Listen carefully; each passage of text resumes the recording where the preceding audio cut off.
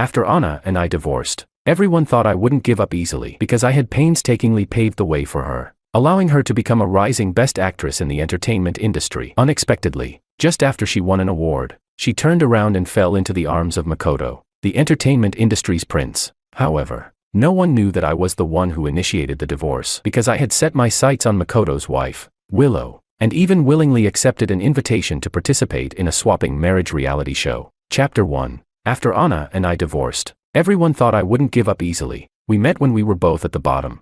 And then, during our career's upward phase, we publicly announced our marriage. After marriage, I secretly orchestrated things, helping her step-by-step transition from a popular actress to a talented performer. Unexpectedly, just when her transformation was successful and she finally won an award, we publicly announced our divorce, abruptly ending our marriage. All her fans thought I wasn't good enough for her and commented, "Anna did the right thing. You should have left him long ago to shine on your own. A kept man is a hindrance to your progress." However, no one knew that I was the one who initiated the divorce. The male actor Makoto, who was co-starring in her new drama, ate the meals she cooked, drank the soups she made, and when they acted as an on-screen couple, I was still preparing anniversary gifts for her, booking her favorite Western restaurant. However, later on, when I went to pick her up from the airport, I ran into Makoto. He greeted me warmly and politely. He whispered, "You know, our flights will share a blanket this time." He did it on purpose, to make me get divorced, as he wished. I went home and packed up all of Anna's things to send them away. I didn't want to keep any used or dirty items.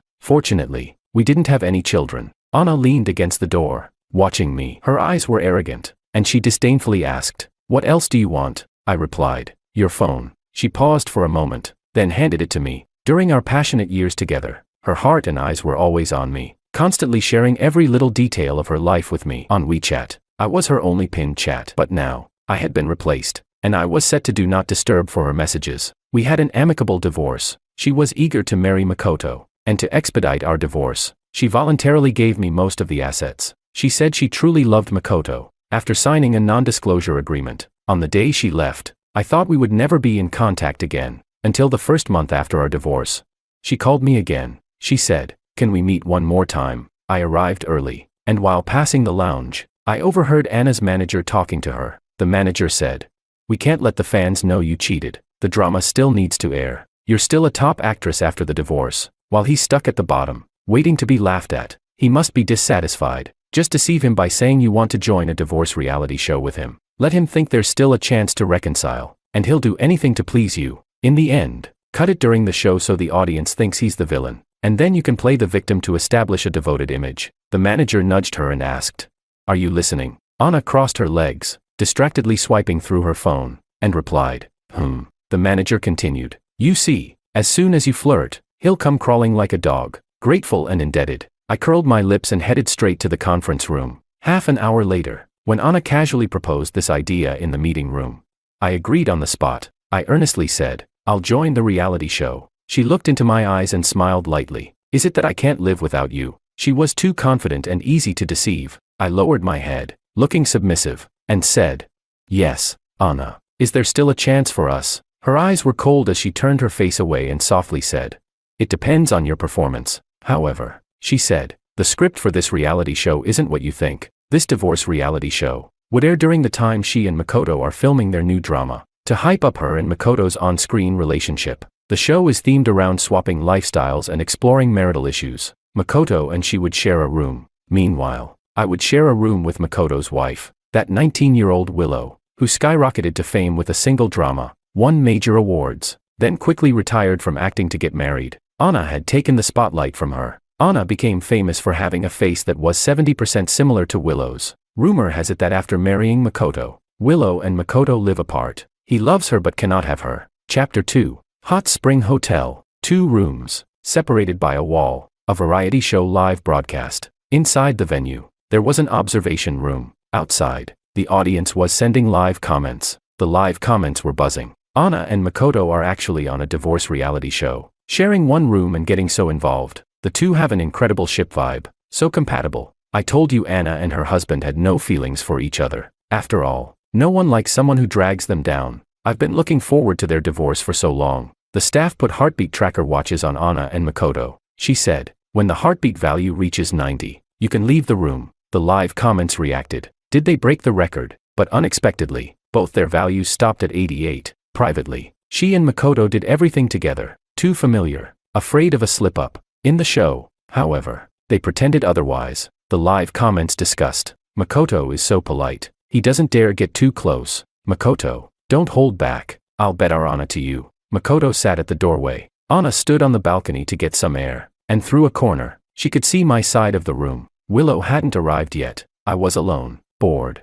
sitting by the bed wearing the heartbeat tracker watch. Someone knocked on the door. It was a tall, well-proportioned woman with curves in all the right places. She wore a light beige trench coat, loosely cinched at the waist, revealing a white tight-fitting top and high-waisted shorts of the same color, subtly outlining her long, beautiful legs and slender waist. She slightly raised her hand to brush back the damp hair from her forehead, revealing her misty, almond-shaped eyes as a light rain fell outside. She exuded a crispness that matched the deep fog of the night. The live comments reacted. My goddess is back. How to judge Anna? No comparison. No hurt. No pulling each other down. Please. I said to Willow, you need to wear this. I handed the other heartbeat tracker watch to Willow. I remembered Anna was very bothered when others said she looked like Willow. In the first year of marriage, I walked with her on the streets at dawn. I was staring at a giant luxury billboard featuring Willow and couldn't move. Anna grabbed my ear with one hand, covered my view with the other, and angrily said, I knew you liked this kind of look. Now, in another room, Anna on the balcony, watching clearly, watching Willow walk into the room and close the door behind her. She put on the watch. Anna didn't mind,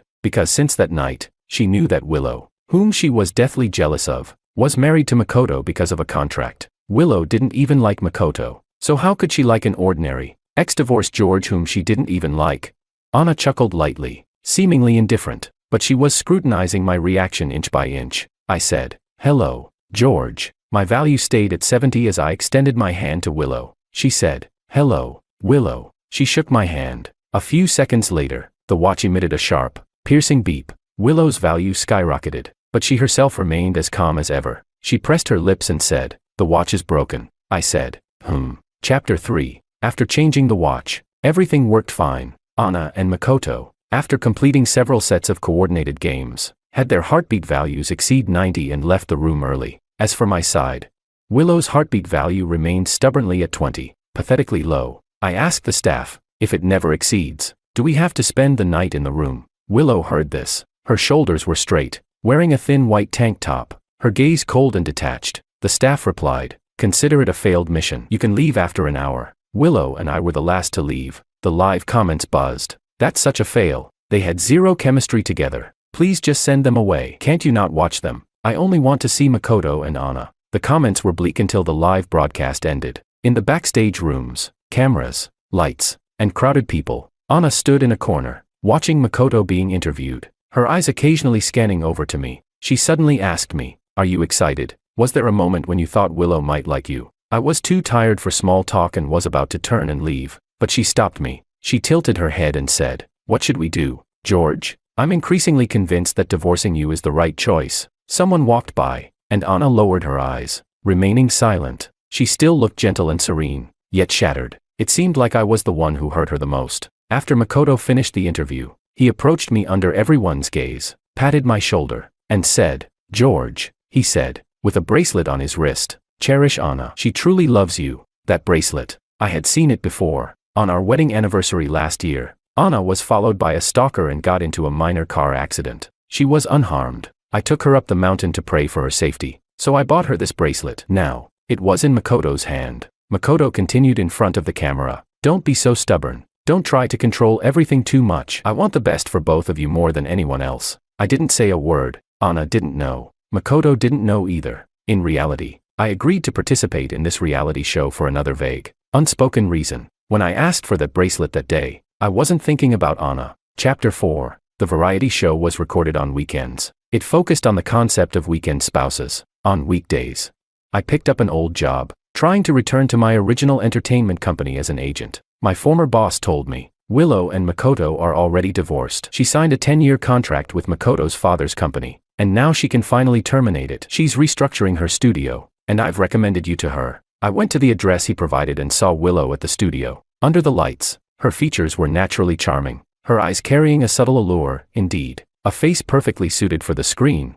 She was harder to approach than I had imagined. I waited outside for a long time. Eventually, Her assistant came out and told me, "Sorry, Mr. Wong, we can't meet today." On the way back, the car broke down. It was 11 o'clock at night, in the wilderness, and it was raining. I held an umbrella, waiting for a tow truck, watching the cars passing by from afar, like one after another night spirits. None were coming to pick me up. A car's headlights flashed in front of me. The window of a red Ferrari rolled down, and Willow's assistant said to me, "Mr. Wong, please get in the car first." Willow was sitting in the back seat, her eyes closed, leaning against the window and sleeping. Her breathing was shallow, her long legs slightly bent. A faint scent of lily of the valley lingered in the air.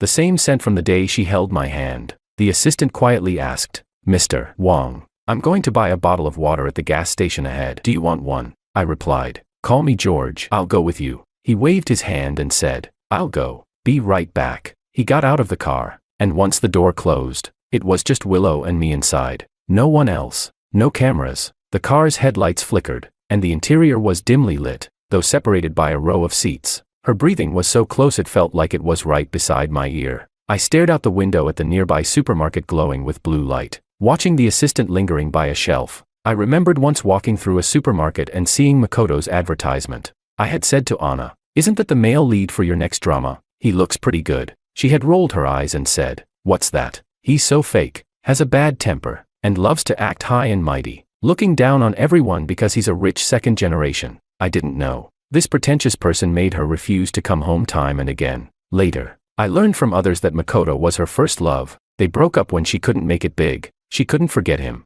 But back then, in the supermarket, she had smoothly changed the subject and asked me, "Brother, have you ever dated anyone before me?" I replied, "No, at least." That's what I told her publicly. In the car, someone was kicking my leg. A pair of long legs extended from the back seat, the toes of high heels lightly sliding over my calf. It wasn't accidental. It was deliberate, playful, rhythmically giving gentle kicks. I pushed her foot aside, neither speaking nor turning around, maintaining the same posture as before, as if nothing had happened. She whispered softly, "George." She spoke up, perhaps just waking up, with a bit of a lazy, soft tone, like an unintentional murmur. She said, "Long time no see. After all these years. Why does she still like to call my name that way? Just like in that small, stuffy rental apartment." I repeatedly drowned in the enchanting, uncontrollable embrace of her mesmerizing tenderness. Chapter 5. After that day, Willow and I didn't keep in touch, until another weekend arrived. The variety show adopted a rotation system. This weekend, the original couple pairing would return, Makoto said. Director. His tone was very sincere, looking out for the show's best interests. He continued, "The audience's preference for Anna and me is too high. If we switch back now, you'll get criticized by the viewers." The director pondered for a few seconds and said, "But..." Makoto turned around and asked, "Anna, what do you think?" In front of me, he asked Anna, "Who are you choosing tonight?" He had been waiting for this moment for a long time. A fleeting look of pride and arrogance flashed across his face. Anna understood his meaning. She deliberately glanced at my face, snorted lightly, and said, "Do I need to choose? The audience doesn't want to see him." Makoto got the answer he wanted and then looked at me with a smile, saying, "George, would you mind if I borrow Anna for a few more days? We're doing this for the audience. If you've never been an actor, you wouldn't understand. But for actors, the audience's approval is the most important thing. You need to think about the bigger picture." I interrupted firmly. "All right." My tone was decisive. Anna looked up at me upon hearing this. They both thought I was going to lose my temper. This way, my reaction could be edited into additional scenes, highlighting Makoto's kindness and Anna's grievance. But they didn't expect me to be so agreeable. Makoto, who had painstakingly memorized his lines earlier, found himself with nowhere to say them. After a long pause, he dryly said, "That's good. Don't back out." I said, "Let's keep it this way from now on." He looked slightly stiff, then he smiled again and whispered, "Do you want Anna to get jealous? Who doesn't know you joined the show to win her back? What should we do? Not only is she not jealous, but you can only watch her enter my room helplessly." At that moment, the director's team made an announcement. They decided to continue last week's setup. Before leaving, Anna teased Makoto, asking, "Aren't you afraid of him and Willow sharing a room?" Mentioning Willow's name made Makoto react strongly. He seemed to hear some enormous joke. He disdainfully said, "Have you never seen who she likes? Someone like him, a loser. Even after being locked up together for a year, she can't stand him." The two exchanged glances and shared a knowing smile. In front of me, Anna took Makoto's coat and put it on herself. She said, "George, if you want to win me back, these tactics aren't enough." She wanted to provoke me, Make me get angry in public so that she could naturally become the victim. Anna and Makoto were taken to a luxurious villa. This was the reward for last week's highest heartbeat value pairing. Makoto posted a Weibo update about a candlelit dinner. The live comments buzzed non-stop. I saw all these while scrolling my phone in the show's van. The car was heading towards the old town. The live comments read, "If their heartbeat values don't go up tonight, they're going to be eliminated." Right. Willow won't be eliminated because of her star power, but they should switch partners. Boring. Why did Willow take on this kind of show? The weirder it is, the more I like watching it. I have a feeling something's going to happen. Is that comment from upstairs crazy? If there was any real excitement, I'd be doing a handstand and taking a dump. I put my phone away and asked the staff, "Where are Willow and I staying tonight?" He replied, "You both have the lowest heartbeat values and need to accept punishment. So tonight you can only stay at." The car stopped. He lifted his chin, indicating the old residential building ahead. He said, "Here, the rental apartment." I was speechless. I got out of the car. Only a live broadcast camera inside the car was following me, capturing just my back from a distance. No sound was heard. I stood at the doorway, my mind blank for a few seconds. I took out my phone and called my former boss, who was also my bro. I desperately needed him to give me a reality check. I said, "Willow and I agreed to see each other after a long time." He replied, "Dude, that's one of life's 3 major illusions. Don't overthink it." What else could she be saying besides that? As I expected from my brother. He continued, "To put it bluntly, who doesn't have an ex? She has so many choices. Why would she choose a divorced guy like you, just because of those few months you depended on each other?" Honestly, that was the lowest point in her life, the worst days she could remember. Who would miss that? He was right. I hung up the phone. I twisted the door open. The room was pitch black. Willow was standing on a chair, desperately trying to reach the ceiling light. When she raised her hand, her wrist was wrapped in bandages. Seeing me enter, she naturally came down and handed the light bulb to me. I climbed onto the chair, and the light in my hand flickered on and off, just like that old-fashioned tungsten bulb from back then. So familiar. She calmly said, "Let's eat." A simple sentence without any extra emotion made my unease stand out. I was overthinking it. To her, this show was probably just a public relations move to safely end her marriage. Outside, it was snowing. She was tall, with delicate features, one hand on the countertop preparing the hot pot. She exuded a married woman's aura. I took a picture of her back and posted it on Weibo. It counted as completing the show's task. After eating, she washed the dishes by herself and inexplicably started laying out the bed sheets. Just one bed. I felt a bit embarrassed and reminded her, I can sleep on the floor." She subtly puckered her lips but didn't say a word. In the awkward atmosphere, I tried to make conversation. "Do you need a new bandage for your injury?" She coldly replied, "I can handle it myself." After taking a shower, I came out of the bathroom to find the blanket already spread on the floor. She was taking a long strip of bandage out of her suitcase. Instinctively, I looked away and took out my phone. Anna sent me a voice message. My hands were wet, and I accidentally played it aloud. Anna saw my Weibo post. Her voice message said, "Can you handle the hot pot? I usually make little cakes, and today I prepared a box for you." When had she ever made me cakes? It was just to maintain her lovelorn persona on the show. I looked at my phone. The overhead light was blocked by Willow. She asked, "Can you help me?" She was holding that roll of bandages. I was speechless. Didn't she just say she could handle it herself? Changing the dressing, wrapping the bandages. I gently squeezed her palm, feeling a wave of warmth from my fingertips. In this northern rental apartment, the heating was insufficient, and the scent of snow mixed with rain seeped through the gaps of the old house. It was clearly cold, yet, she and I kept our distance. I carefully wrapped the bandages. She turned her face to look elsewhere, not like that year in the southern rental apartment. Stifling heat with no sunlight, clearly hot, but time and again, it felt like there was no tomorrow, recklessly possessing each other. With a click, the tungsten bulb lit up. At this moment, she and I stood under the light. In that year of extreme poverty and despair, we couldn't even afford to replace a single bulb. We used it as long as it worked. That old-fashioned tungsten bulb was repaired again and again, always flickering in the middle of the night. Back then, 18-year-old Willow said to me, "When it flickers, I'm thinking of you, tonight." A time when nothing is lacking. The tungsten bulb flickered countless times. I looked down and asked Willow, "Did you buy a faulty bulb?" Her expression froze, and she looked directly into my eyes. She said, "Yes, I did it on purpose." I was puzzled. "Why?" She replied, "Once it's fixed, you won't hear it flicker anymore." I was stunned. She took the bandage from my hand and said, "George." She called my name. I asked, "What's wrong?" She said, "Do you prefer hot pot or cake?" People always need to honestly answer questions about food. I replied, Hot Pot. Chapter 6. The live comments were abuzz. This awkward, overly cautious vibe feels off. Oh my god. George turned off the lights. What can my esteemed VIP members not watch? In reality, nothing had happened. Willow was lying on the bed. Meanwhile, I was lying on the floor, staring at the other end of the bed, unable to sleep, because her bed was too noisy. Every little movement creaked and groaned. In the past, Willow had complained to me about this, but while voicing her complaints, she would add a worn-out remark. She said, "George, don't hold back. When we were young, we were inseparable day and night." Now, she gently turned over, and with a creak, I remembered the incident. It wasn't just me who remembered. Willow pulled back the blanket, wearing a thin camisole, and got up to go outside. In the deep neon-lit night, she quietly gazed into the distance. Not far away, car lights flashed by. Willow and Anna, who had come out of the car, briefly made eye contact.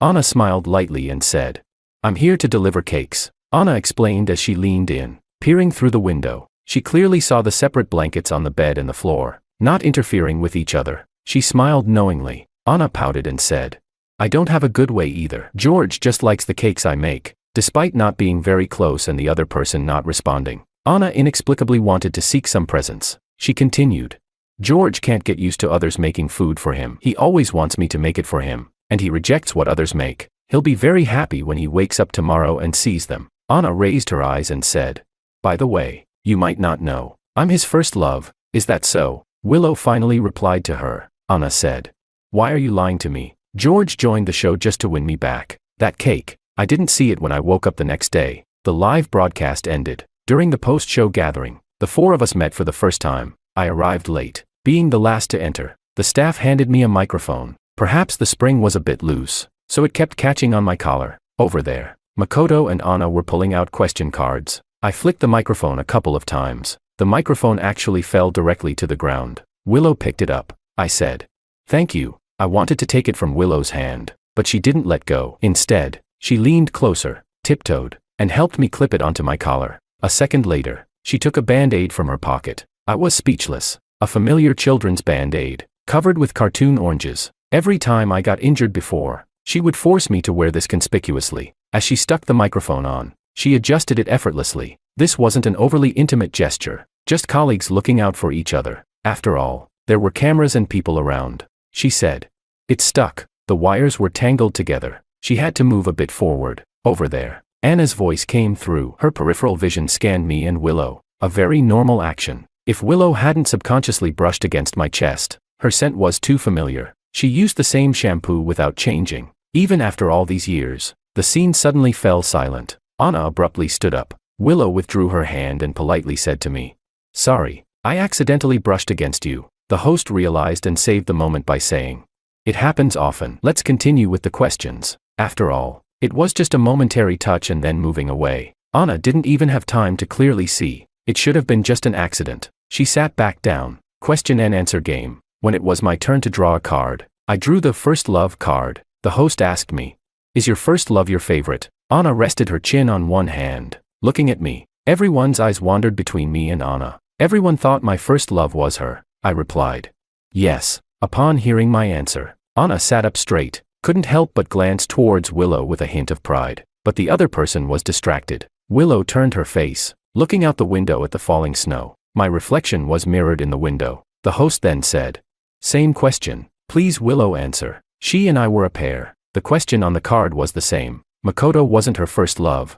No one knew who that person was. She pressed her lips together and said, "He hates me. He really hates me." Willow's tone was extremely soft. So soft that her trailing tone carried an unheard of sense of grievance. Everyone present perked up, ears tuned to gossip. The host asked her, "Why does he hold such a grudge? What did he do?" She turned her head, elongating her tone.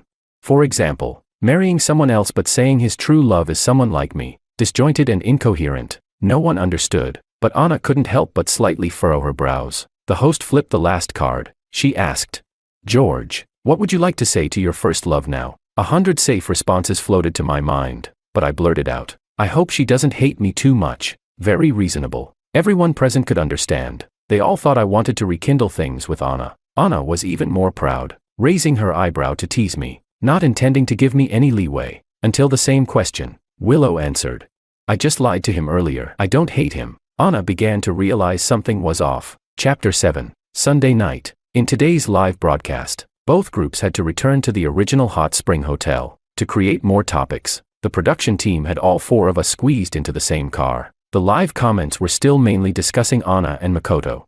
But the direction was subtly shifting. The live comments read, "Think about it carefully. If you weren't as blind as Anna, you would choose to join us." Jumping right in front of the main couple, Anna is still happily counting her money. Someone countered, "It's just a coincidence. Willow and George never interacted before." The discussions between Willow and me had increased significantly. Some enthusiastic fans even created a shipping hashtag for Willow and me. So, before getting into the car, the host secretly handed me a mission slip. She said, "Open it once you're in the car. Only you can see it." Makoto was driving the car, equipped with cameras inside. Anna naturally sat in the passenger seat. Makoto looked helpless, purposely turning his head to gauge my reaction. He said, "Hey, your wife gets carsick easily. She'll sit in the passenger seat. You don't mind, do you?" Anna also turned her head, trying to see how I would react, hoping I'd get upset and then step forward to play the innocent, aggrieved girl to apologize. But instead, I ignored her completely and sat in the back seat with Willow. When the traffic light turned red,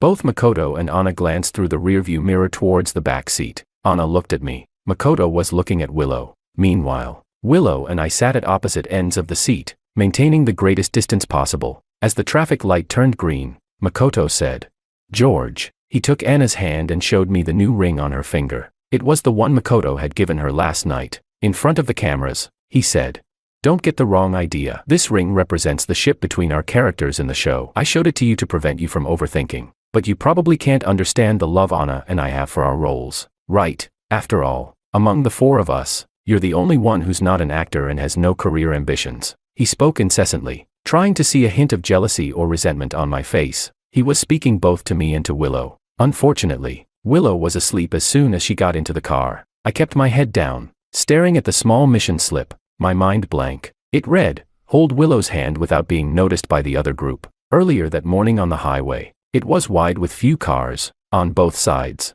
tropical plants stretched out like a sea of green. Bright and gentle winter sunlight bathed half of the car. Everywhere was under the sunlight. The navigation system alerted. Ahead. Enter the tunnel. I glanced sideways. Willow had her eyes closed, her fair and delicate hands dangling in the air. Hold her hand. She probably wouldn't notice. Darkness enveloped us, with only the tunnel lights flickering by. I mustered up the courage. I reached out to touch her hand. She was supposed to be asleep, so she took a shallow breath and moved her hand away. Did she notice? I sighed, wanting to retract my hand but fearing it was too obvious, so I placed it in the middle of the leather seat. Makoto continued taunting.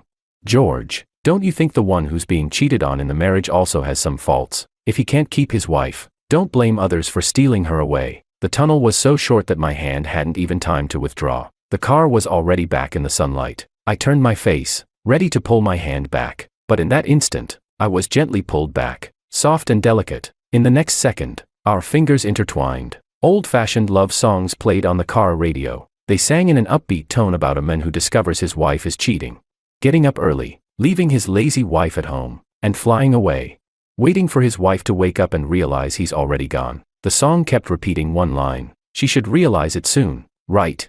She should realize it soon, right? She should realize it soon, right? 5 seconds before the song ended, Anna, sitting in the passenger seat, annoyed by my lack of response to Makoto, said through the rearview mirror, "So some people deserve to be betrayed." She was too focused on my facial expressions to notice the tightly clasped hands in the back seat leather. I forgot. Willow is a possessive, Yandere girl. We can't hold hands in the dark, but we need to hold hands, only under the sunlight. Chapter 8. The third season's weekend live broadcast was an outdoor shoot. The Hot Spring Hotel was located in another neighboring city with a long winter coastline. The host sat on the bus, going through the process flow. "Today I just found out that Willow and George grew up in the same place." The theme for this episode was returning to the city where Willow studied. Previously, no one thought we would have any connection. Anna in the front row furrowed her brows slightly, her gaze fixed on me sitting at the other end. Willow shook her head and said, "No, I was just studying here temporarily." Willow had a difficult childhood, which was well known in the industry. An abusive stepfather and a gambling mother. These were points of attack by detractors before. Anna looked down on Willow's background, her tone icy and ambiguous. "I didn't know your life was like this. Seriously, what do you have to show off about?" Anna's tone was very dissatisfied because she had disliked Willow for a long time. She always believed that Willow's ability to win awards was because she met Makoto's father when she was 19, an entertainment mogul within the industry. He almost changed Willow's life trajectory. Now, with Willow and Makoto divorced and no longer contracted with the company, she was a completely resourceless person, and those resources would now belong to Anna. No one in the car dared to respond. I spoke calmly. Her difficult past has made her stronger than some spoiled heiresses. Even with such a huge disparity in starting points, some people will always find it hard to keep up. After getting off the car, we walked along the city streets exploring shops. The group arrived at Willow's former school, 13 High School, built along a hillside. The school overlooked a vast sea right outside the gate. Anna walked beside me and asked, "Are you also from 13 High School?" I had mentioned it before, but she never remembered. I replied, "Yes." She let out a light laugh, but her eyes were cold as she asked, "Don't you know Willow?" I replied, "No." With 25 classes in a grade, we weren't in the same cohort. Willow walked behind us. Upon hearing this, she looked up, her dark eyes staring straight at me. Willow said, "He's a year senior. Senior student." The term senior annoyed Anna inexplicably. She quickened her pace, muttering about going to the next place. At the bus stop, the host, on behalf of the live audience, asked Willow, "Was your first love also a classmate at 13 High?" She replied, "Yes." Willow had somehow stood beside me, turning her head to listen to the host without looking at me. She said, "He's a bit fierce." Chapter 9. She kept saying that about me, in a grade with over 1,000 students. Logically, Willow and I might never have met after graduation, but if she hadn't always been late, and I happened to be the diligent class officer who tracked latecomers, our paths would still rarely cross. She acted coquettishly. "Can you not remember my name?" 16-year-old Willow, slender and pure, looked up at me with an expression full of grievance. I replied sternly, "No." She said she was late because she went to watch an important free underground film festival earlier. Those useless arts things parents often talk about. No money made, no food earned. She pressed her lips and said, Her tone was so obedient that I thought she was about to register for class. However, in the next second, she turned around with her backpack and ran, running while looking back. Her clean, watery eyes carried a hint of mischief. She said, "Senior, since we're both late, why don't I go watch a bit longer?" I disliked anyone who didn't follow the rules. David said, "George, look, high schooler Willow has been confessed to again." At that time, my former restroom buddy, now my boss and brother, was lying on the corridor, watching the influential figure under the school corner tree. I replied coldly, "I don't like disobedient people." To my surprise, Willow actually heard me. How did she have such good hearing? Her bright eyes glanced my way. We were supposed to have no connection. Until that day, someone followed me home. I told my mother. But she was busy divorcing my father. After listening, she turned her head and only said to me, "If I divorce your father." Her face showed extreme, cold sorrow. "I only want your sister." My sister was likable. She had an early romance with a social youth, didn't want to date anymore, and found someone even more handsome, but she didn't want to be the bad person. Turning her head innocently to the person, she said, "My brother doesn't approve of us being together." That social youth was the person who stalked me. He found my number and messaged me. He said, "I know which class you're in. Wait for me. Even if you stay in detention for a few days, I'll make your pathetic mother shed some blood." On my way home, dark figures kept following me. They could do anything. In the alley behind 13 High School. Night snow. The sound of footsteps grew denser and closer. I clenched the compass in my hand, stood still, and tried to calm my nerves. At that tense moment, a female voice rang out. "I've already called the police. I said you guys were harassing and stalking me and taking photos secretly. They only intended to give me a lesson, but didn't expect to get arrested." Under the strong deterrence, they were scared off. On my way home, she followed me from behind. She cautiously said, "Senior, actually, I'm very, very scared." I was terrified just now, pretending to be brave. She acted more like it than anyone else. I felt guilty and said, "I'm sorry, I dragged you into this." She walked up to me and stopped. Shadows blocked the glow of the streetlights. She shook her head and said, "No." Her voice was clean and melodious. She said, "I mean, I'm the kind of person who is very obedient and well-behaved." I believed her. Those pure eyes looked at me without any impurities. If it weren't for the next day when I saw her taking a group of delinquents to teach those social youths a lesson. And then she was late again, recklessly registering the name Yuyaway on my notebook. In my second year of college, I was studying in the provincial capital. My sister called me. She said, "Mom still doesn't want to see you. Who told you to look like Dad?" I asked her. What are you trying to say? She let out a sly laugh. She said, "Do you have the phone number of that pretty girl Willow from your high school? My boyfriend really likes her. Can you help me contact her? Because of blood ties."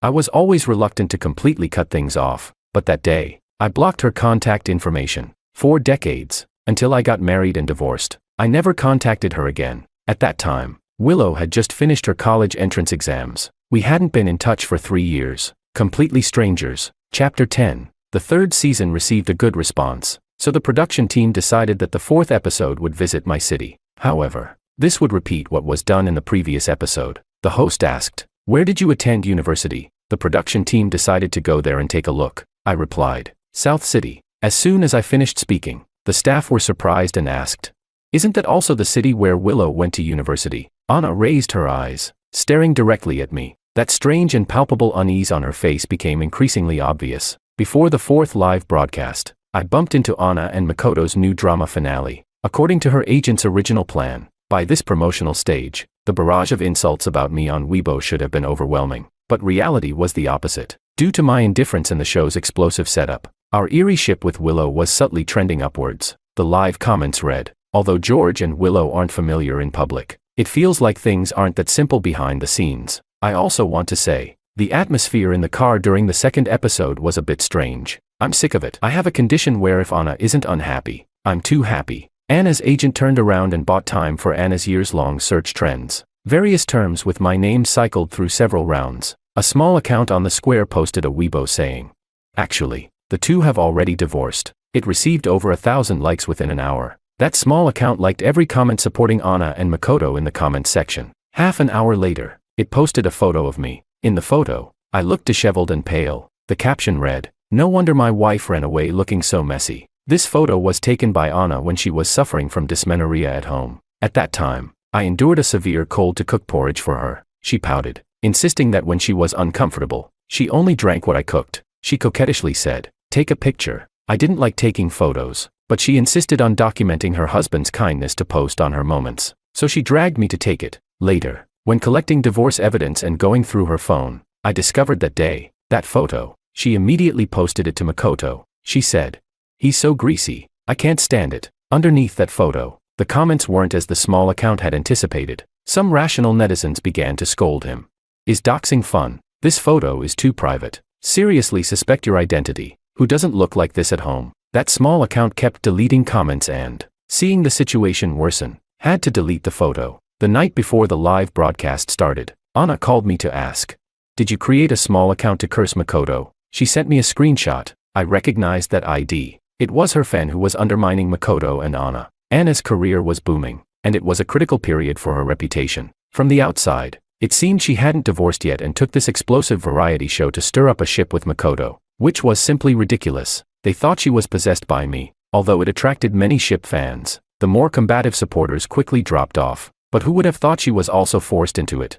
Taking this show was just to whitewash her infidelity and dump the dirty water onto me, I calmly said. "Those were fans who supported you before. Did you forget?" She questioned. "Wasn't it you?" I replied. "Of course not." Her remarks made me laugh. I was about to hang up the call, but she said, "Anyway, Makoto is so unhappy because of you. Even though I know it might not be your fault, can you apologize?" I laughed. "Anna, are you mad that Makoto is unhappy? Or mad that your supportive fans are leaving?" She was hit by my words and her tone became much calmer. She sarcastically said, "Do you really believe those netizens' ghost stories about you and Willow?" She snorted coldly and continued, "Why don't you go like Willow? Stop liking me. You're too exhausted." In the past, I would have shown weakness at this point, but now, I blurted out, "All right," she coldly said.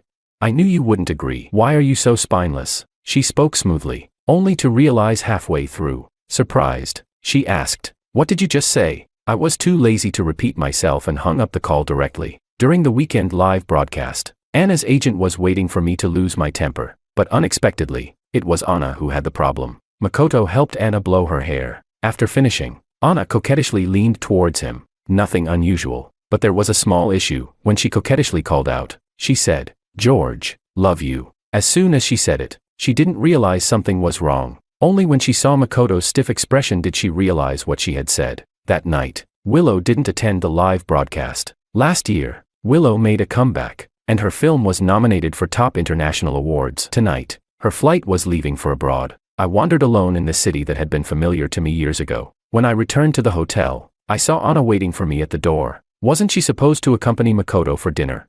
The production team said Anna had voluntarily requested to switch back to the original couple pairing. The host said to me, "The show was originally set up this way, just for tonight. Hotel suite." I checked the positions of all the cameras around. Anna entered the room, with a cold and detached expression.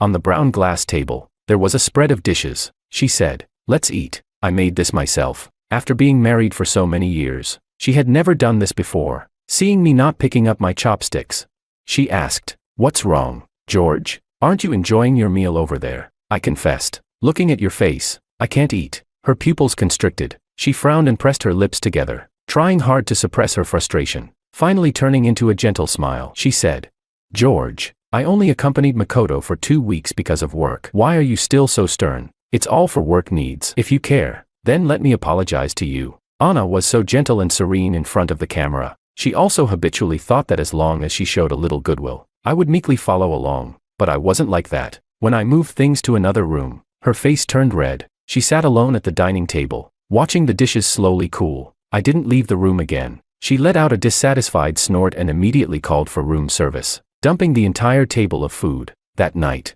I didn't sleep well, especially in my dreams. I was kissed, left on my cheek, light but real, carrying the coldness of a hurried winter night. The room key was accessible to every staff member, so I couldn't determine what happened yesterday. The next day after the live broadcast, during breakfast, Anna was in a good mood. After last night's performance, the audience's perception of her had improved significantly. The live comments read, "I feel so sorry for Anna. Why does George have to do this? This show is just a couple swapping romance reality show. Even though it's unique, why did he still join? Makoto, come save Anna." The comments above are messed up. Anna called Makoto by the wrong name. It's disgusting for fans, and she's still trying to maintain her lovelorn persona. How hard is it to talk about liking or not liking someone after a divorce? Rumor has it, they're already divorced. Anna's agent told her that the initial hype was sufficient and that they would likely announce her and my divorce in the next episode. Taking me out for a stroll, she would perform once more as the heartbroken woman betrayed by her husband. In the final episode, Makoto would heal her, spreading some sweetness. The two of them would then be perfectly whitewashed. Anna's agent warned her, "This episode is crucial. No matter what happens, don't throw a tantrum." She sipped her coffee, her eyes fixed on me, confident of victory and indifferent. She replied, "Whatever happens." After hanging up the call, she knew I heard everything clearly, but she was sure that even if I knew, I couldn't stir up any trouble. After all, I had signed a confidentiality agreement and received a huge compensation. She asked, "Does it make you sad?" With a disdainful look in her eyes, she said, "No matter what, you can't surpass Makoto, nor can you win me." Her lips parted and closed while she kept talking. I looked at her, not listening with my ears. Only when she paused her coffee, I asked, "Last night, was it you who kissed me?" The room door was open, and staff members were coming and going with various equipment. She instinctively replied, "Why would I kiss you?" She frowned, realizing something was wrong. The room suddenly fell silent. The outside staff's idle chatter became exceptionally clear. They discussed, "Why do you have milk tea?" Another replied, "At 5 a.m., Willow delivered breakfast and desserts to all the staff." "Didn't you get any?" he said. "I went to take a dump and missed out on $1 billion. Another comforted, "Here, have mine." "Don't be upset." That person asked, "Why did she come back? Wasn't she supposed to go to the film festival?" Another replied, "She said she had something important to do before leaving, so she flew from Beijing and then abroad again. She must be exhausted." That person added, "Yeah, heard she's also running a fever." "Who kissed me?" I could guess. Anna could too, but she didn't believe it. She closed the door and chose not to listen. Yet she didn't turn around. She coldly said, "Sounds like a lie." She leaned over and pointed at me, scolding, "You knew she came back last night and intentionally lied about someone kissing you. Are you ashamed, George? Did you do this to make me angry? Did you really think she could like you? If..." She kept pointing at my chest, saying, "If she really fell for you because I took her husband, it's just her revenge for being hurt. Do you understand?" After finishing, she grabbed her water cup and poured it over my head. She said, "You clown, why are you trying to show off? Are you running around being someone's dog? But it makes sense. It's your usual style. If you didn't do this, who would like you?" I listened calmly as she spoke. The next second, I grabbed the long brochure on the coffee table and tightly rolled it up, whipping it at her incessant mouth, with a crisp slap sound.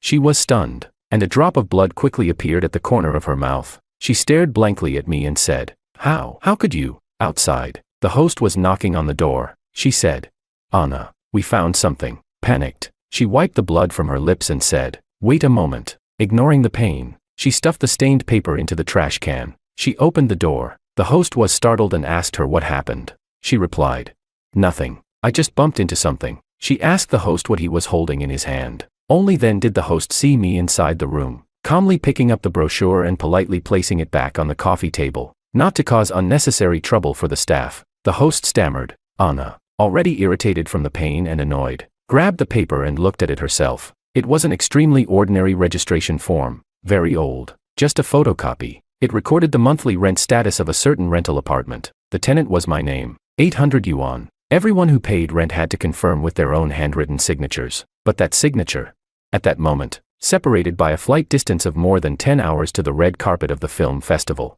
The handwriting on the backdrop was identical to it. Willow, Chapter 11. South City. Long and humid summer. During the summer vacation of my second year in college, I met Willow. I was working part-time at a tutoring center downstairs, while she was modeling upstairs. We knew each other but never greeted. After all, how familiar can people be who hadn't been in contact for 3 years? She would come back to school, crossing the entire city, a whole 3.5 hours on the bus. Meanwhile, I had rented a temporary apartment nearby. That hottest night of the summer was a typhoon day. I was the last to lock the door. I saw a group of people laughing and talking as they passed upstairs. Willow stood out even more. Standing out conspicuously in the crowd, she never once looked at me. When I reached the elevator, they had already left. It was empty. Actually, a simple greeting would have been nice. After all, we were former classmates. I grabbed my backpack and went downstairs. The night the typhoon came, it wasn't raining. The sky, which should have been like a splash of ink, was dyed an unusually deep pink. Willow was standing there, wearing a fluffy skirt suit and paired with low twin ponytails. She looked very obedient. Her eyes were defenseless. Under the porch light, those eyes carried the clarity of a summer night. Like a stray little kitten, she pitifully said, Senior, the bus is cancelled. That night, I took her back to the single-room apartment I had rented for 800 yuan. The bed was pitifully small. Later, when she stood on the stage of the highest award ceremony, receiving the Best Actress award and being chased by the audience, I was still in that tiny rental apartment eating instant noodles. The only thought flashing through my mind was one thing. Her first time at 19, cramped on my small bed. She truly felt wronged. I didn't understand.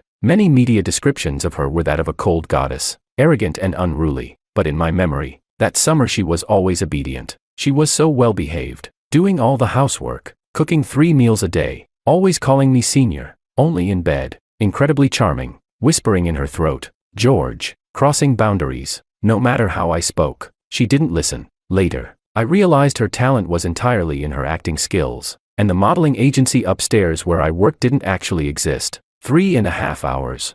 Just to see me. Chapter 12. Anna wasn't angry, but she seemed to have been drained of all emotions, recognizing a fact within seconds. My first love wasn't her. It was a woman who resembled her 7/10, a woman she wanted to take but couldn't, someone who won an award at 19. Since the day she debuted, Anna had been treated as her substitute. Anna crumpled the paper in her palm, saying nothing more. She coldly said, "What's the big deal? It's something from hundreds of years ago. What does it represent?" She turned to leave without even looking at me, but at the doorway, she suddenly fainted to the ground. As Anna's agent had hoped, she looked terrible in this episode. Everyone thought she was heartbroken and hospitalized for love. It immediately trended on the hot lists. When Anna woke up, I was in the hotel tidying up. She looked around the hospital bed but didn't see me. She instinctively asked Makoto, who had been guarding her, "Where is my husband?" Makoto, angry and trembling, slapped her several times. The variety show paused indefinitely. Makoto came to find me once. He had already gotten her, yet he kept trying to show his presence in front of me multiple times,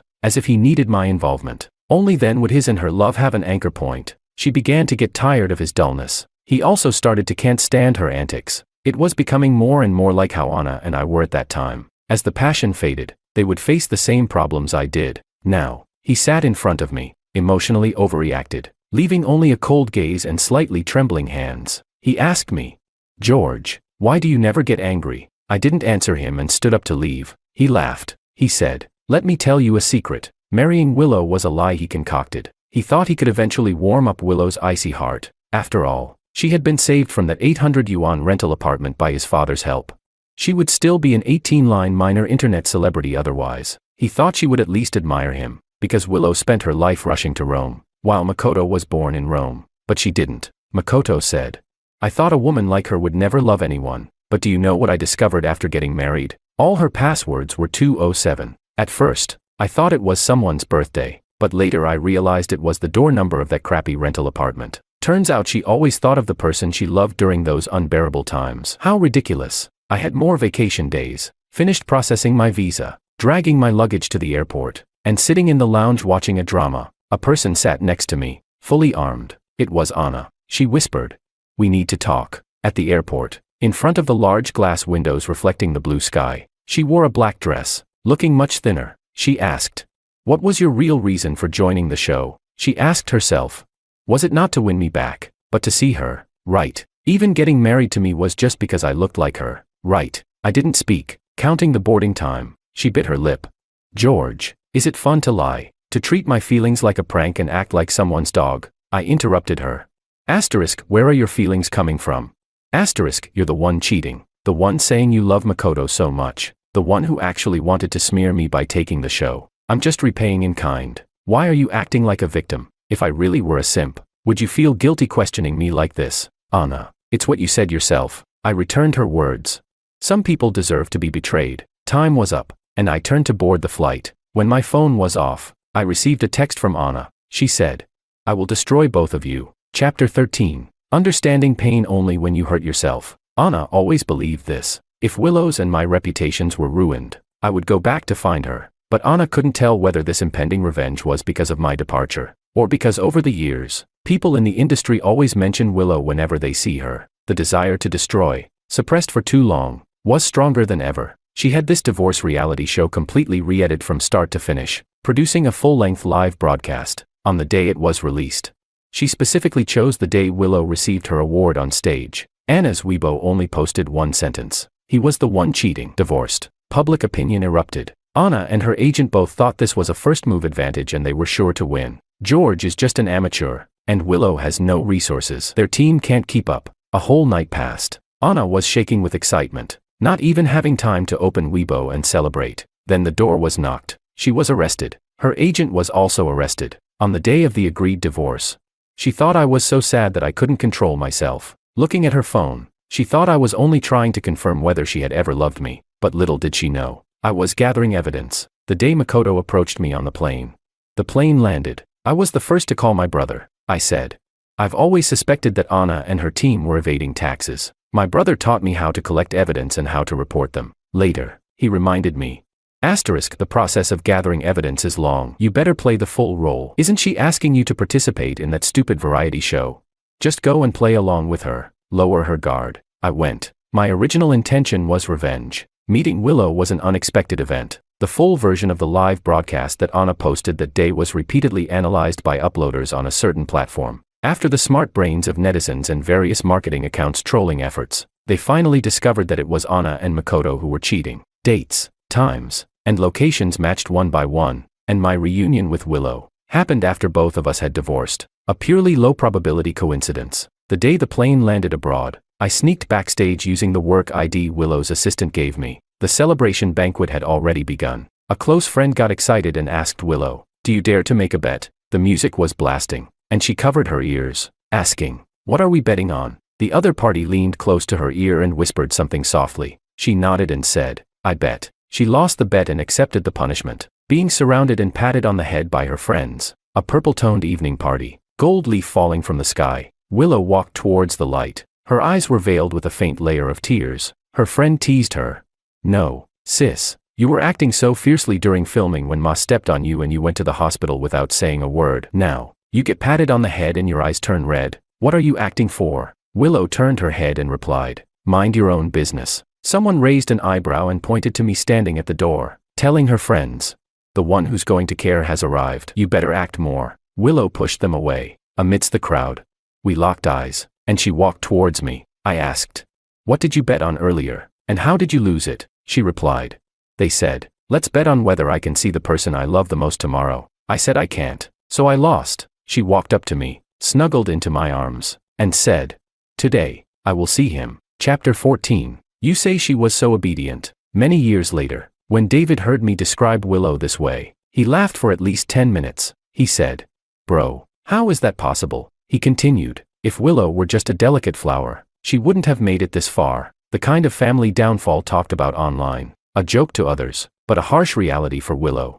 She was truly born to her mother in a public restroom. She didn't know who her biological father was. She stayed with her mother. By 7, she had learned how to buy groceries and cook, watching her mother get drunk, watching her mother being beaten by men again and again, yet unable to leave. When she was young, every time, she would apply medicine to her mother's wounds, curling up beside her, warming her hands. She loved her, unconditionally, because she was her mother. It wasn't until high school that she realized her mother had been destroying other people's families all along. She followed the traces, from school to someone's home. She didn't dare to approach. Inside, the woman was endlessly hysterical, while the men remained cold and abusive. The little girl squatting on the stone steps outside could only draw aimlessly in the sand, trying to make herself invisible. At that moment, Willow wished she could take her mother's place and die, just like later, when Makoto's father gave her the opportunity to become famous, signing her for 10 years, the most precious 10 years of her acting career. All the wealth she created, not a single penny stayed with her. It all went into Makoto's father's pocket. She couldn't leave,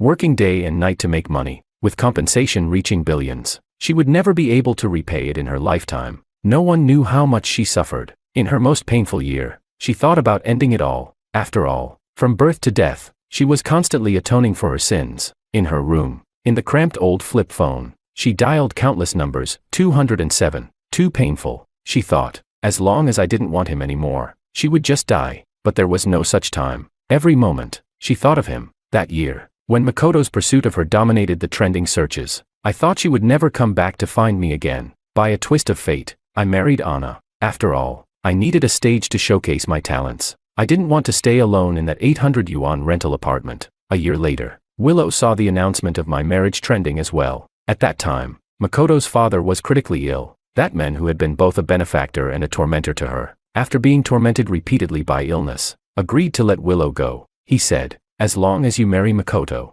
and help Makoto acquire equity, you can get a divorce, and I'll let you go." She agreed, married, divorced, and then left. Makoto wanted her to appear on a variety show. She saw my name. That night, she braved the rain to come. The Hot Spring Hotel. After a long separation, holding the heartbeat detecting watch, the first thing I said to her was, "You need to wear this." Willow thought. What to do? I can't deceive him. She didn't know. How far must familial bonds be repaid to achieve liberation? She didn't know. How long must favors be repaid to be clean? In this world, there is no unconditional love, she thought. But George only cares about her happiness. Chapter 15. That year, praying on the mountain, I closed my eyes. A vague, unspoken wish. May Willow be happy. May everyone be able to meet the person they want to see, no matter how many years pass. On the day of the wedding, Laura was absent. I called her, but it was a man who answered. "Laura is in the shower. What do you need her for?" Without a word, I hung up. 5 years ended, and the system notified me that my simp mission was complete. I happily packed my things to leave. Laura, with red-rimmed eyes, begged me, "Didn't you love me? Let's start over, please." I laughed. Start over? Even a dog would shake its head. Chapter 1. I had been Laura's simp for 5 years. Maybe it was out of pity, but she actually agreed to marry me. But on the wedding day, she still didn't show up. The MC pulled me aside. "Mr. He, why hasn't Ms. Ku arrived yet? The bride missing at her own wedding. How am I supposed to proceed with this?" The wedding venue was chosen by Laura, and so was the ceremony. She said her parents divorced early, and she wasn't close to her relatives, so she only wanted my family and friends at the wedding. She also said she was a strong woman who didn't want to be coaxed into drinking, wished a lifetime of happiness, or told to have kids soon. She asked my parents not to say anything, and I agreed. I spent a long time preparing for this wedding, making arrangements with my family and relatives. But even so, she treated it all like a joke and didn't take it seriously. She was determined to embarrass me. Chapter 2. I bowed and smiled apologetically to the MC, slipping him a pack of cigarettes. "I'm really sorry. I'll give her a call." I hurried backstage, dialed her number, but a man answered. "Laura is in the shower." "What do you need her for?" On our wedding day, Laura was showering at some other guy's place. A midday shower. What else could they have been doing?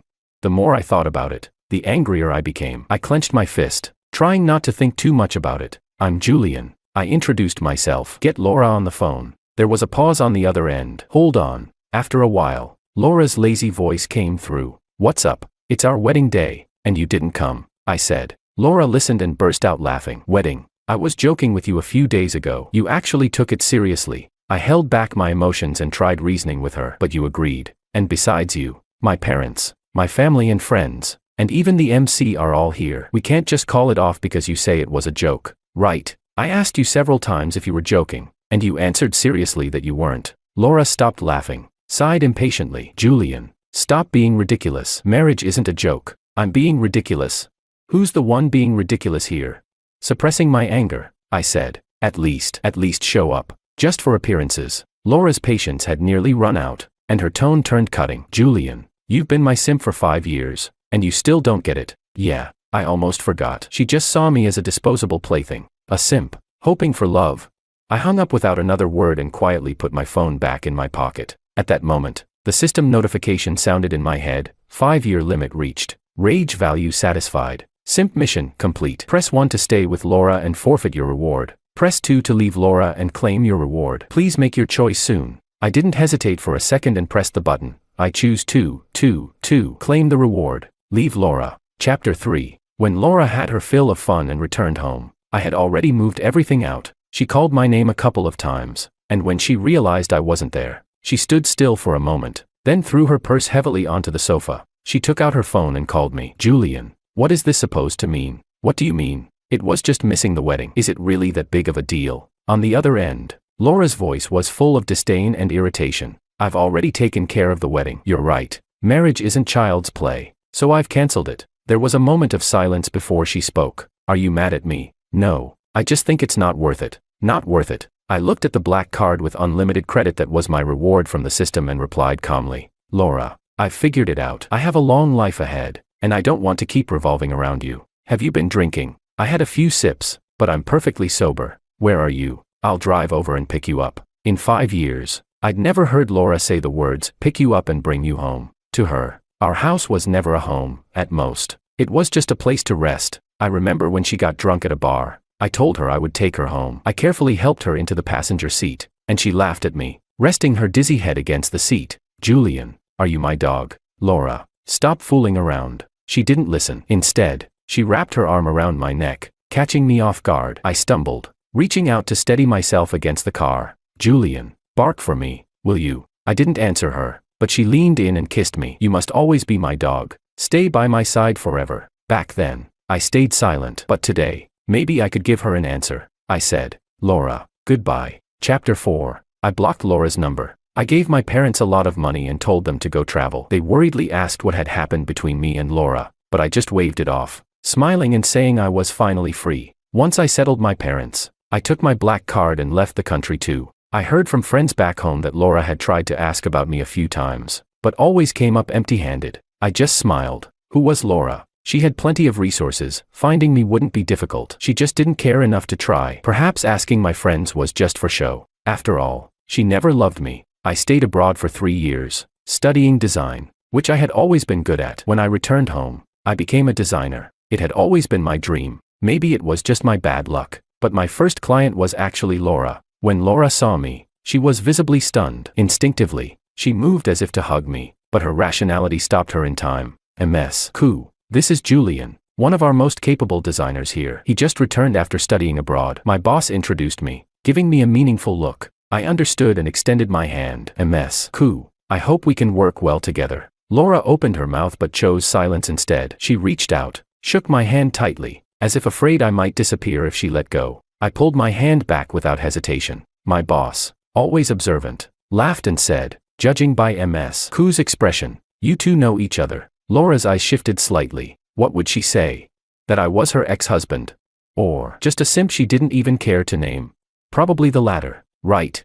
I scoffed at myself, speaking up before she could. We don't know each other. I've never met MS. Coup before, so there's no connection. Chapter 5. Laura never thought that after 3 years, the loyal simp who used to revolve around her would return as a high-level designer, and, when faced with the person he once loved so desperately, would coldly say they didn't know each other. She stared at me, incredulous. MS. Coup? MS. Coup? My boss called her several times before Laura came back to her senses. Throughout the rest of the design presentation, Laura didn't hear a word. She just stared at me, dazed. When my boss occasionally asked her opinion, She simply nodded or shook her head absent-mindedly. After it ended, my boss asked me to take Laura back. When we got to the underground parking lot, I politely opened the car door for her, but she stood still, refusing to get in. Mr. He, you've really made a name for yourself now, haven't you? Laura gave a bitter smile. So gentlemanly and considerate, yet somehow, I feel like there's a distance between us. MS. Coo, you must be joking. We were never close,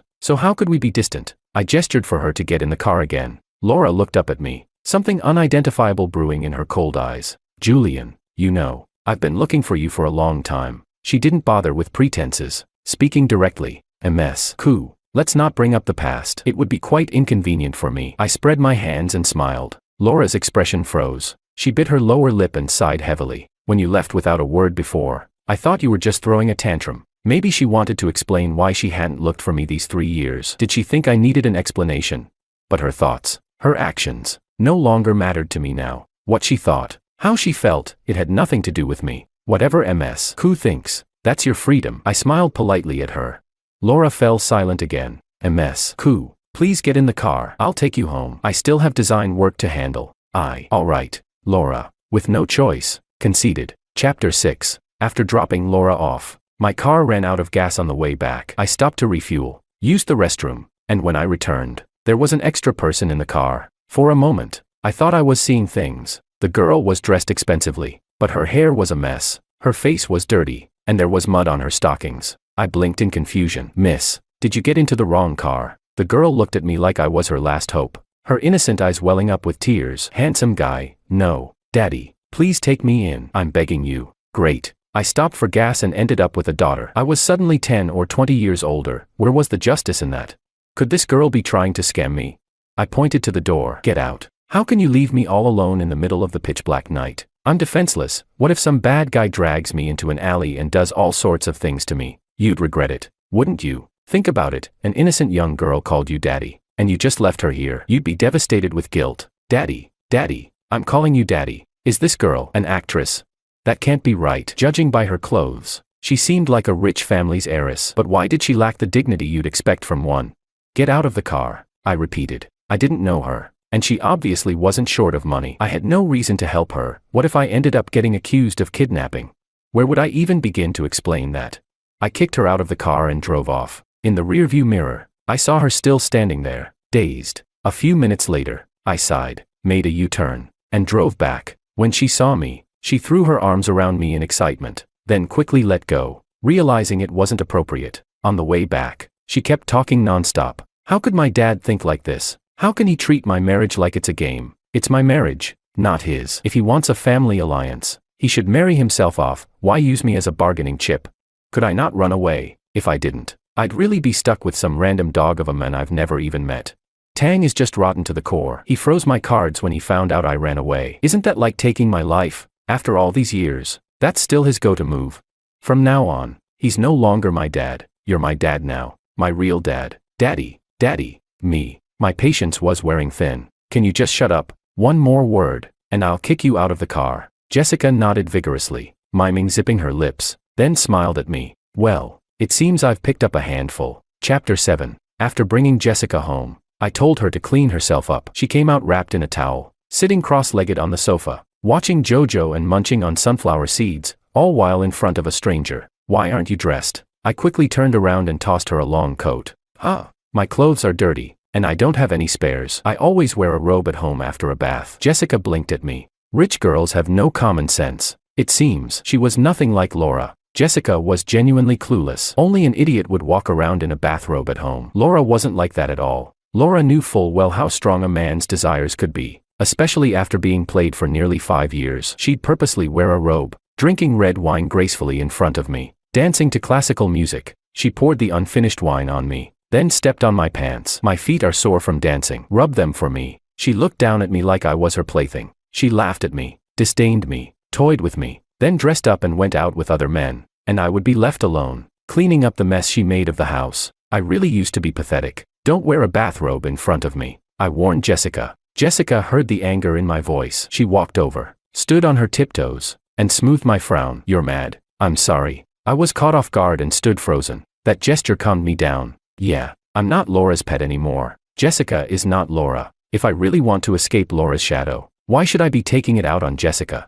I sighed, took the long coat from her hands, and draped it over her shoulders. I'm fine. I'll take you shopping for some clothes tomorrow. Really? Oh yeah, you're the best dad ever. It's just a loan. You'll have to pay me back. Stingy Julian. Drama Queen Jessica. We both laughed. Chapter 8. The next day, I took Jessica out for lunch, and then we went shopping. We'd just entered the mall, hadn't even bought any clothes yet, when I ran into Laura. She was holding hands with a man who was walking alongside her. His style was similar to mine, and even his face bore a slight resemblance. He was talking animatedly while Laura remained silent, her face indifferent. To be honest, the guy seemed to have something going for him. Laura had been through countless men, whether with me or others. She'd always taken a superior, manipulative stance. To her, men were tools to please her. For her to be holding hands with a man, communicating as equals, even dating, no one else had ever managed that. Laura noticed me and hurriedly let go of the man's hand. She walked over to me, her eyes full of surprise. But when she saw Jessica, her expression instantly turned disappointed. What a coincidence. Laura forced a bitter smile, then pointed to the man next to her. He's just a friend. Don't misunderstand. Me misunderstand? Misunderstand what? She was just shopping, holding hands with a guy. Whether he was her friend or her lover, it didn't matter to me. What was there to misunderstand? Jessica sensed the awkward atmosphere and gave a sly smile, wrapping her arms around mine and teasingly said, "You said yesterday that you'd only ever love me. Now you're staring at another woman. Am I not good enough for you? Is it because my chest isn't as big as hers, or my body not as soft?" Julian, you're such a jerk. Laura and I both stared in shock. Are you seeing someone? Laura asked me. Yeah, I'm his girlfriend. Who are you? Jessica answered before I could. I'm his fiancée. Laura spoke without hesitation. Fiancé. She really dared to say that. Back when she called off the wedding, that wasn't how she put it. You're his fiancé. Are you joking? Lady, what kind of fiancé goes shopping holding hands with another guy? Jessica covered her mouth and chuckled mischievously. Anyone who didn't know better would think you were having an affair. Oh, excuse my bluntness, I hope you won't hold it against me. You. Laura's face turned green. Ignoring Jessica, she looked at me and continued. Julian, I've wanted to ask since last time we met. These past 3 years, you haven't contacted me once. You even blocked me. I haven't had a chance to talk to you. How have you been these years? Chapter 9. Who would have thought that after 3 years of no contact, even Laura had learned how to speak like a normal person? Did the sun rise from the west today? I'm doing well. MS. Cool. No need to worry, I said. Then I pulled Jessica to leave, but Laura grabbed the corner of my coat. What's going on here?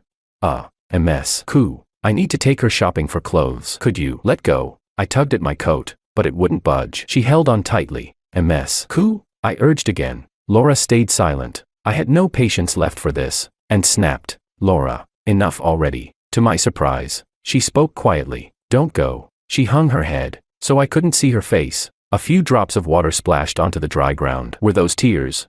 No way. I gave a self-mocking smile, thinking I must be crazy to think Laura was crying for me. Julian, don't go. I'm begging you, she said again. Her voice was muffled and hoarse, so different from before. The man beside her stared at me for a few moments, then looked at Laura. He sighed, removed the jacket that matched mine, took off the same necklace I was wearing, and walked away, hands in his pockets. Jessica, tired of waiting, decided to fully commit to the act. She took off my coat and tossed it at Laura. I know my boyfriend is charming, but you can't just put on a pity act in front of his real girlfriend. You say you don't want him to leave. Where were you before? I was just. Laura bit her lip, as if words were caught in her throat. She looked up and met my gaze, and I instinctively looked away. No need to explain. I put my arm around Jessica's shoulders. Jessica, let's go. Oh. Jessica nodded, walking away without a backward glance. It was then Laura realized she was no longer needed by my side, and at that moment, her tears finally poured out like a broken dam. After several steps, Jessica glanced back at Laura and said, Hey,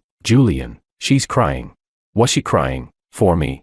Forget it. It doesn't matter anymore. Chapter 10. Back home. Jessica couldn't help but complain. What's with you and Laura? You two had a thing. You know her. How many female powerhouses are there in the business world? Jessica took a bite of her lollipop. She's got skills, but her personal life is a mess. Hey, Julian, don't get tangled up with her again. Nothing good will come of it. I looked down, organizing my clothes. I won't. Never again would I have anything to do with her. That night, Jessica insisted I watch horror movies with her. It wasn't until midnight that she went to bed, but I ended up losing sleep. When I finally started drifting off, I fell into a nightmare. In the dream, I went back to when the system first bonded to me. At the time, I was accomplished, having graduated from a top university's best program, full of passion, determined to become an outstanding top designer. But all my talents were torn apart, just because the system said, if you want to live, do as I say. Like a flawless mirror shattered into countless pieces with a single crash, I had to abandon my dreams, my dignity, my sense of shame to become a simp,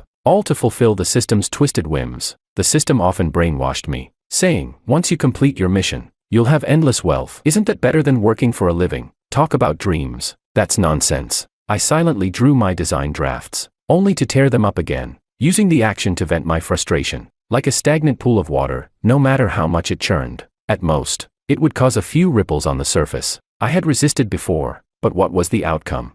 Car crashes, illnesses. I endured them all, one after another, and then lived through it again, experiencing it repeatedly. I had no choice but to face reality. To hell with dreams, survival was the most important thing. So, I started pursuing Laura, just as the system demanded. At first, Laura wouldn't even look at me. I went to her with a bouquet of roses to confess, and she just stared at me coldly, making me uneasy. She was only 3 years older than me, but I felt worlds apart from her. I shivered involuntarily. She finally spoke. You say you like me. Why? I was stumped. Why? To stay alive, obviously, but I couldn't say that. I had to improvise. Because I admire you. She seemed to take it as a joke, giving me a mocking look. How old are you? I'm 22. I meant down there. Laura pointed lightly to my crotch. I was speechless. Who knew that Laura, seemingly cold and distant, was actually a shameless woman? My first confession ended with me fleeing in embarrassment. Chapter 11. For my second confession, I gave her a diamond ring, cost me just over $2,000, saved from my living expenses. I can never forget the look of disdain in her eyes that day. She obviously didn't care for it, but she took it and put it on. Then said, you like me so much, want to get a room? I want to be in a relationship with you. A relationship. Laura stroked the ring, then chuckled. All right. That night, she took me to a hotel, but the next day, she was gone. When I went to her office to find her, security stopped me at the entrance. I tried calling her, but realized I didn't even have her number. I sat at the entrance, waiting the whole day. When she finally came out, I stood up, ready to ask her out to the movies, but she was arm in arm with another man. You said you wanted to be in a relationship with me, I said. She smiled. Yeah, didn't we already have one yesterday? Yesterday? A one-day relationship, does that even count?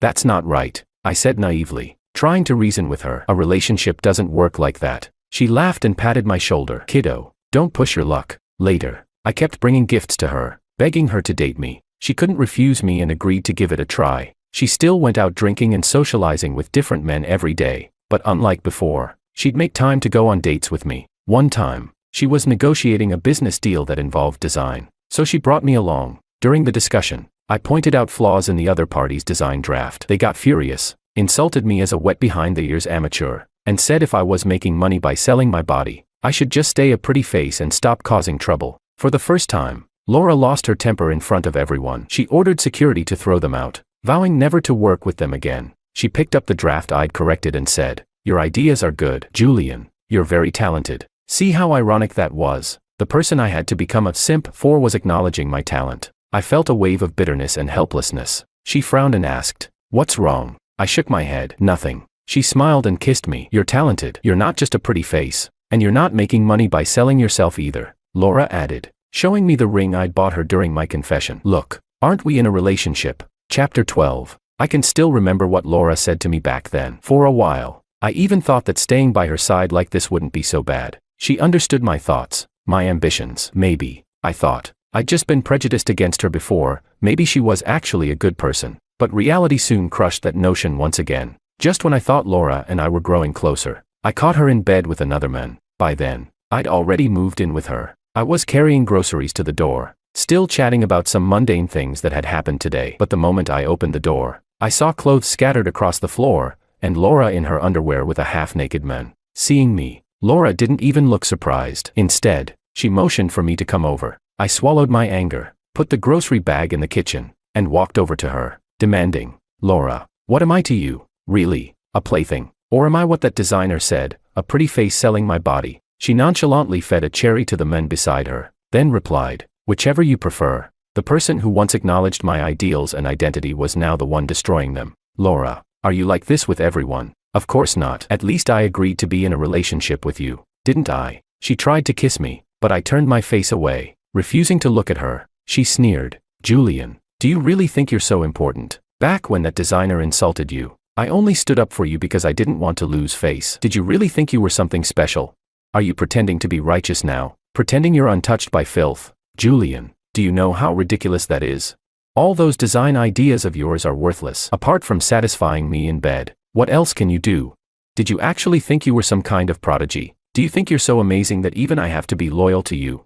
But I told you from the start, I was just trying it out with you. Laura tore me down completely. She forced me to meet her gaze. Julian, from beginning to end, you've always been just one of my simps. With that, she went back to the man, straddling him, her body moving in rhythm. Even while kissing him, she would glance at me from time to time, as if to challenge me. The man, unbothered by my presence, tore open a condom wrapper and put it on. Laura stroked him, then looked at me. Well, are you going to keep watching? Chapter 13. Once again, I fled in embarrassment. I felt awful, my stomach churning. I wanted to vomit, like a fish out of water, dying in a familiar environment. There was nowhere to escape, nowhere to hide. I couldn't breathe. Julian, wake up. Hey, wake up. In a daze, I heard someone calling my name. I groggily opened my eyes to see Jessica straddling me, yanking on my collar, slapping my face without mercy. I rubbed my temples, bewildered, and sat up. What are you doing? I pushed Jessica away. Jessica, hands on her hips, fumed at me. I should be asking you. You were crying and screaming in your sleep, making such a racket. I thought you were possessed. Did I talk in my sleep? I turned on the lamp beside me. What did I say? Well, Jessica scratched her head and looked away. Seems like it was something embarrassing, probably about Laura. I got it. I got up, went to the kitchen, and downed a glass of water. Only then did I notice Jessica was dressed rather skimpy. I couldn't help but get angry, pointing at her. How many times do I have to tell you, dress properly in my house? Do you want me to kick you out? Oh, come on. It's bedtime. Who cares about all that? Jessica giggled, grabbing my arm. Don't be mad. Seeing I wasn't responding, she continued to try her luck. Julian, brother Appa, Daddy. I shook her off. Are you this casual with everyone? Jessica froze. The air around us seemed to solidify. I regretted saying it as soon as I did, probably because of everything with Laura. I'd started to have a psychological shadow, making me overly sensitive. I just wanted to remind Jessica to dress properly, to be wary of men, but it came out wrong. I sighed. Jessica, just go. She said nothing, turning and leaving. Makes sense, she should just leave without a word. I'm already used to it. It's fine, being alone at home isn't so bad. I'd always been alone before, hadn't I? I placed the cup on the table and went back to bed. Just as I was about to turn off the lamp, Jessica appeared at the bedroom door. She'd put on a thick, long coat over her skimpy pajamas, covering everything tightly, just as I'd told her to before. Tang, Jessica. I rubbed my eyes. You didn't leave. Did you forget something? She still didn't reply. Instead, she walked over, climbed onto my bed, straddled me, and gently held my face, kissing me deeply. I wanted to push her away. I should have pushed her away, but I didn't. Maybe it was the nightmare messing with my head. Maybe, just like Laura said, I'm a complete idiot. Maybe I really am useless. I can't even muster the strength to push a frail girl away. She kissed me for a good 2 minutes, then placed a light kiss on my forehead. She ruffled my hair. Julian, don't be sad. Okay. Chapter 14. How did she know I was sad? Just a few minutes ago, I was yelling at her. At worst, she might have thought I was angry, right? Why did she think I was sad?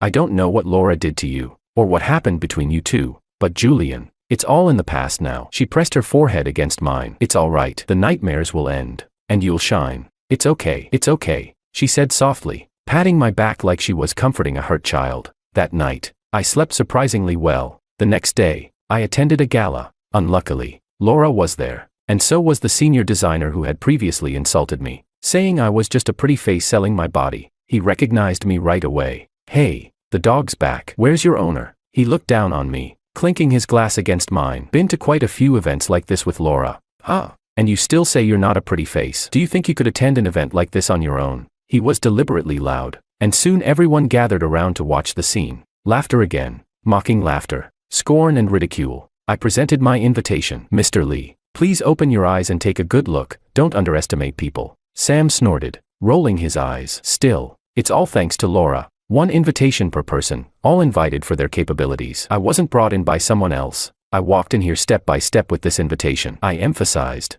Mr. Lee, I've shown you my invitation, yet you still assume I got in through connections. Such pettiness and narrow-mindedness are truly unparalleled. In some ways, I suppose that is unique. You, in front of so many people, especially at an event like this. Sam dared not retaliate and slunk away to the restroom, but that didn't stop the rumors. People started pointing at me, whispering among themselves, "Julian, maybe you should leave for now, staying here will just make things worse," Laura said, feigning concern. "All of this came from you, didn't it?" I sipped my wine calmly. Cool. It's too late to play the good person now, don't you think? My boss, standing nearby, angrily grabbed my glass. "Julian, is that how you talk to Cool? Haven't you caused enough trouble?" Everyone's eyes turned toward me once again. I had become the target of everyone's ire. Some called me shameless for relying on connections to join high society. Others said I was arrogant, ungrateful to the person who brought me into the circle. But everything I had earned with my own hands. Step by step. What did it have to do with Laura? How was I shameless? How was I arrogant? How was I ungrateful? Their filthy words were drowning me. Then the host appeared, shouting, "Who's making things difficult for my guest?" Chapter 15. The old man appeared before everyone, leaning on a cane. Following behind him was a quirky young girl. It was Jessica. Old Man Tang's stern gaze silenced everyone. Jessica peeked out from behind him, waving at me. Laura saw it all, her face darkening as she silently drank her wine. "Mister, he is my guest," Old Man Tang said. "One I went through a lot of trouble to bring back from overseas. And you dare insult him?" He then walked over to my boss, Watson's founder, working as your assistant. "And you dare yell at him? Old Ming, do you really not want to be in this industry anymore?" Hearing the old man's words, my boss was stunned, staring at me in disbelief, and the others were equally shocked. After a moment, my boss muttered, "Watson's founder.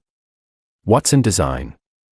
Julian, no, Mr. He, you never mentioned that when you joined us." "No way. Someone like me would never have dared hire you. I was so blind, so blind." Laura was just as stunned, her eyes finally showing something other than contempt, an emotion she couldn't quite put into words. "Holy crap, Julian, you're Watson's founder," Jessica whispered. "Isn't that even more impressive than my grandfather? I guess I've really hit the jackpot." I smiled at her. "Enough chatter, you talkative pest." Then, facing the crowd, I said confidently, "I'd like to take this opportunity to introduce myself." Tonight's gala was co-hosted by Mr. Tang and myself. Many of you may be somewhat familiar with the brand I founded, so I'll keep it brief. Watson's audience has primarily been overseas, but now I'm relocating it back home and will be working in partnership with Tang Corporation. I also look forward to collaborating with other companies. The room fell silent. All the whispers and speculation had vanished. After the gala, Jessica stuck to me like glue. "Wow, you're like a giant among men. Talk like a normal person." Jessica giggled.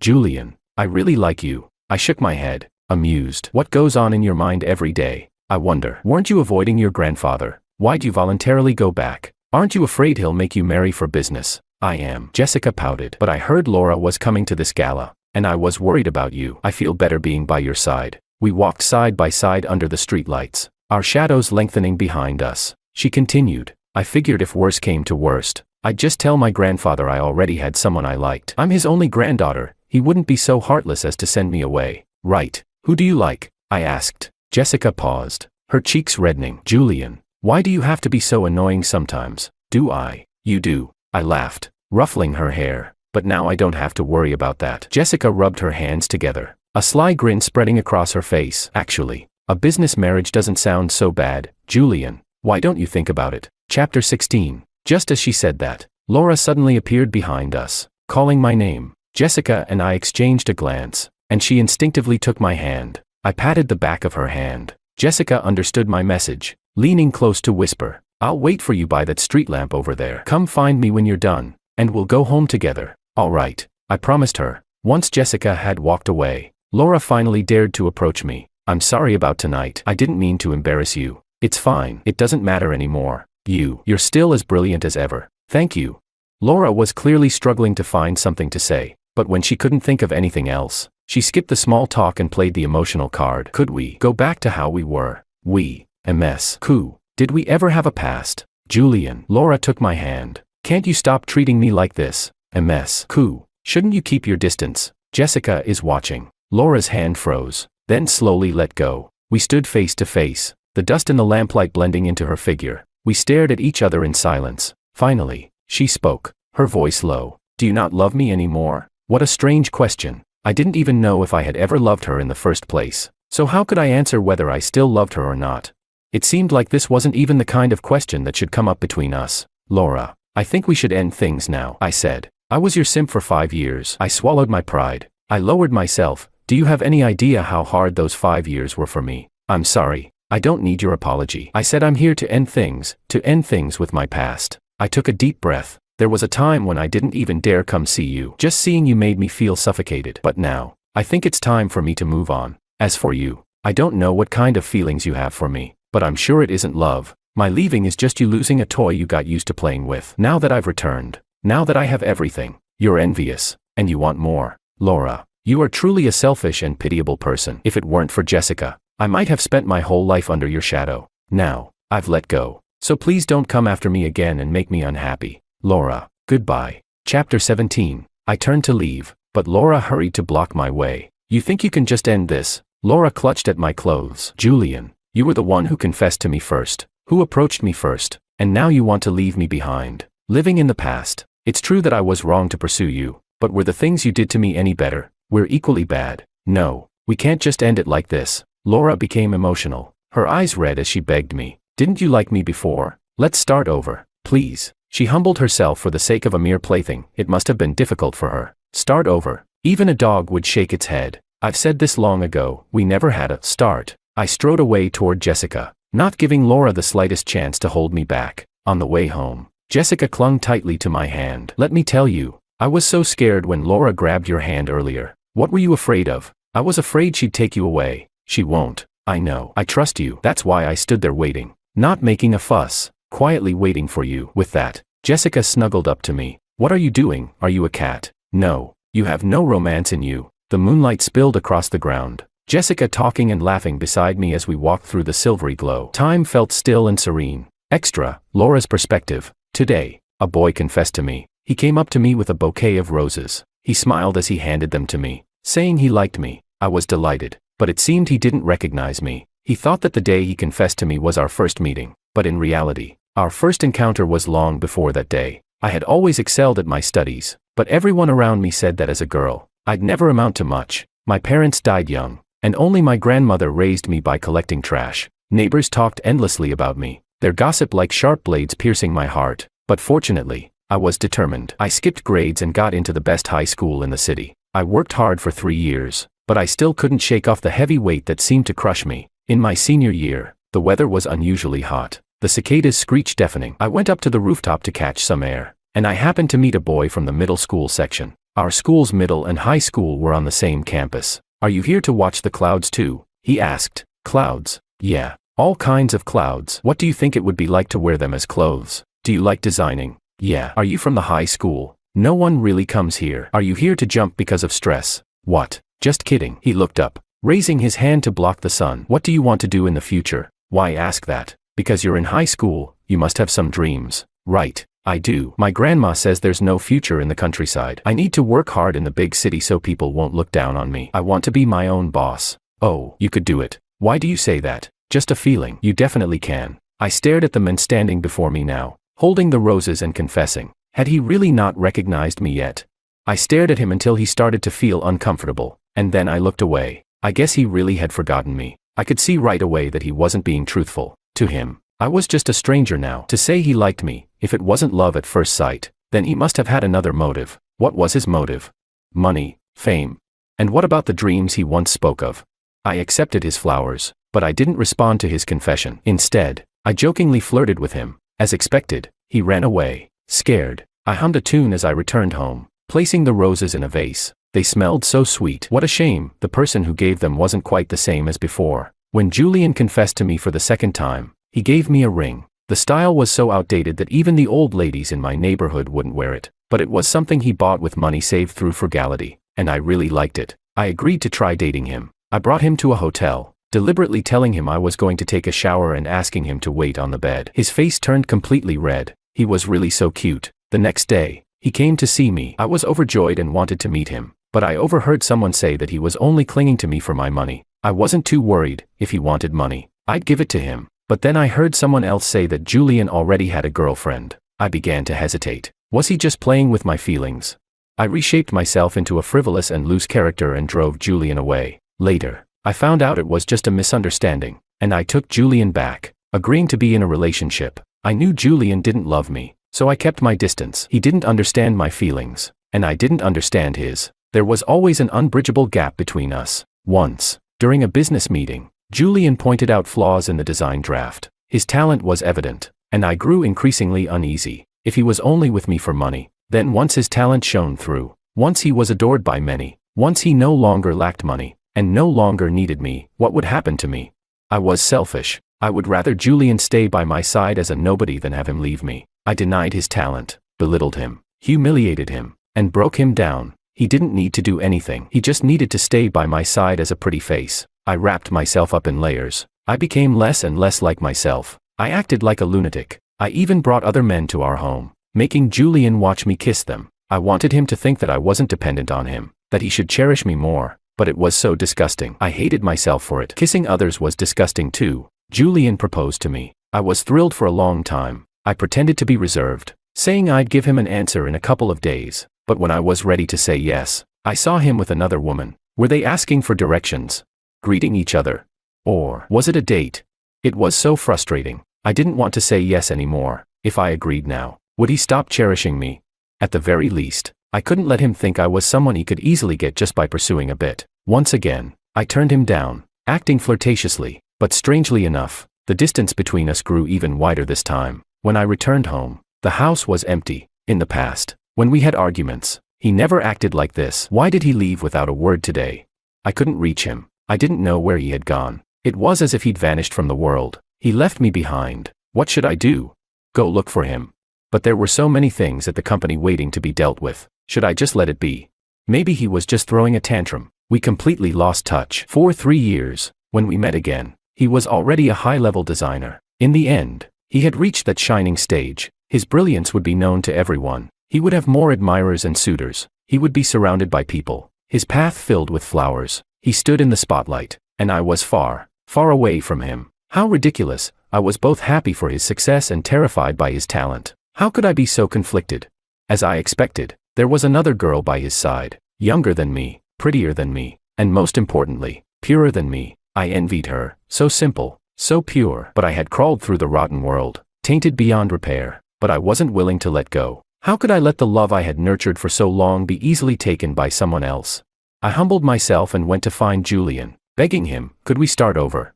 He refused without a moment's hesitation. Maybe in his heart, there was never any love between us in the first place, so how could we talk about starting over?